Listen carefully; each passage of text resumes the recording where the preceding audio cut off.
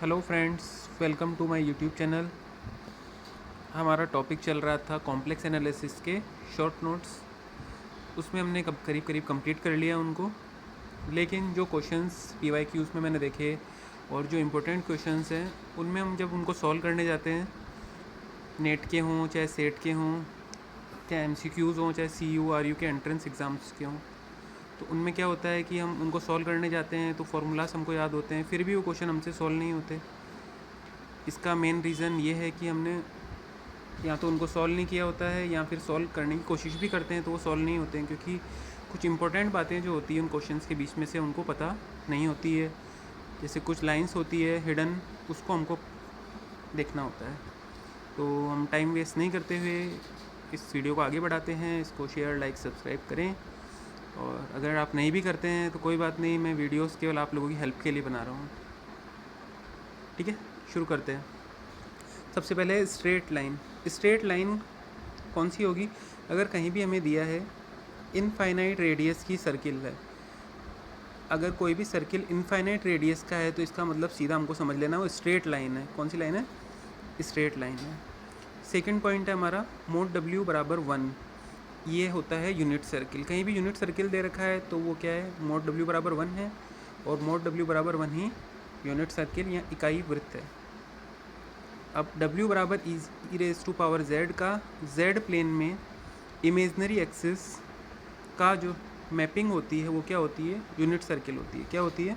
Direct question भी पूछ लेते हैं, जो एग्ज़ाम्स होते हैं MCQs वाले उनमें डायरेक्ट भी पूछा जा सकता है, या किसी क्वेश्चन में हेल्प के अकॉर्डिंग भी हम इसको कर सकते हैं। नेक्स्ट है कोशी थ्योरम। कोशी थ्योरम क्या कहती है? यदि FZ एनालिटिक है तो क्या होता है? FZ DZ का जो ये क्लोज्ड इंटीग्रेशन है C में, वो क्या होता है? ज़ीरो होता है। नेक्स्ट है, अगर if mod Z is equal to 1 है और मोड Z जो है वो प्लस माइनस 1 नहीं है, तो मोड Z की वैल्यू कौन कौन सी हो सकती है? या तो आयोटा होगी या माइनस आयोटा होगी।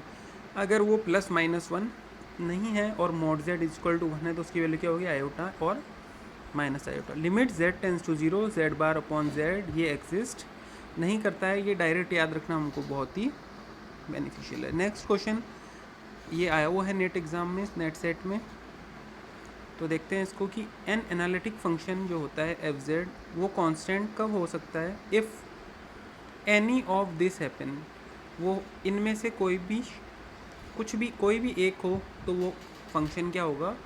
कांस्टेंट होगा।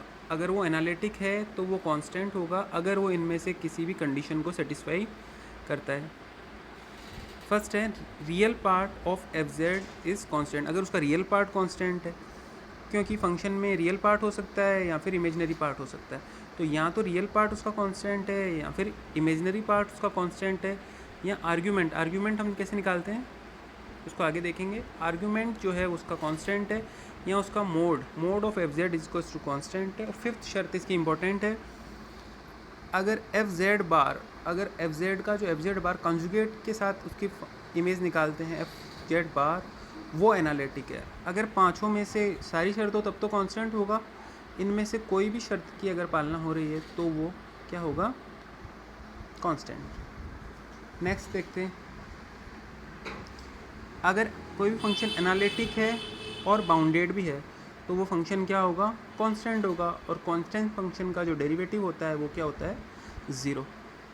नेक्स्ट हम देखते हैं फोर फिक्स्ड पॉइंट। अगर किसी भी क्वेश्चन में फिक्स्ड पॉइंट दे रखा है तो उस फंक्शन उसकी जो इमेज निकालेंगे FZ0 वो Z0 के इक्वली आएगी। अंदर जो भी होगा वही इमेज उसकी निकलेगी, क्योंकि वो पॉइंट कैसा है? फिक्स्ड है। नेक्स्ट देखते हैं radius of convergence of summation n बराबर 1 टू इन्फिनिटी Z की पावर n स्क्वायर की वैल्यू हमेशा 1 होती है। यहाँ एक इम्पॉर्टेंट है कि रेगुलर पॉइंट और एनालिटिक। तो वेयर फंक्शन इज़ एनालिटिक, जहाँ जिस भी पॉइंट पे फंक्शन एनालिटिक हो। अब आप सोच रहे होंगे एनालिटिक क्या होता है, तो एनालिटिक का मैंने पार्ट 1 और पार्ट 2 में जो कॉम्प्लेक्स एनालिसिस के शॉर्ट नोट्स बनाए, एनालिटिक को बहुत ही अच्छे से डिफाइन किया है कि एनालिटिक फंक्शन कौन सा होता है, हार्मोनिक फंक्शन कौन सा होता है, सिंगुलरिटी क्या होती है। तो उसको आप वीडियो को ज़रूर देखें ताकि आपको वहाँ से हेल्प मिलेगी। तो जो फंक्शन एनालिटिक होता है यहाँ पे हम समझ लेते हैं कि वो कौन सा है? रेगुलर है। और जो फंक्शन एनालिटिक नहीं है तो वहाँ पर हमारे पास सिंगुलरिटी होगी, कोई ना कोई सिंगुलरिटी होगी, और सिंगुलरिटी होते ही वो फंक्शन क्या होगा, एनालिटिक नहीं होगा। तो आज हमने इतना ही कॉम्प्लेक्स एनालिसिस की जो इम्पोर्टेंट चीज़ें थी वो मैंने करीब करीब कवर की है। उसके अलावा आप नीचे देख सकते हैं जो भी फार्मूलास वगैरह रिटर्न है, इनका यूज़ कॉम्प्लेक्स एनालिसिस में बहुत ज़्यादा आता है, तो इनको आप एक बार देख के नोट कर लीजिए। मैं वीडियो ज़्यादा लंबा नहीं करना चाहता हूँ, नहीं आप लोगों का टाइम वेस्ट करना चाहता हूँ, इसलिए आप इसको देखिए ध्यान से और लाइक शेयर सब्सक्राइब कीजिए, ताकि नेक्स्ट मैं रियल एनालिसिस और लीनियर अलजेब्रा की शॉर्ट नोट्स लाने जा रहा हूँ।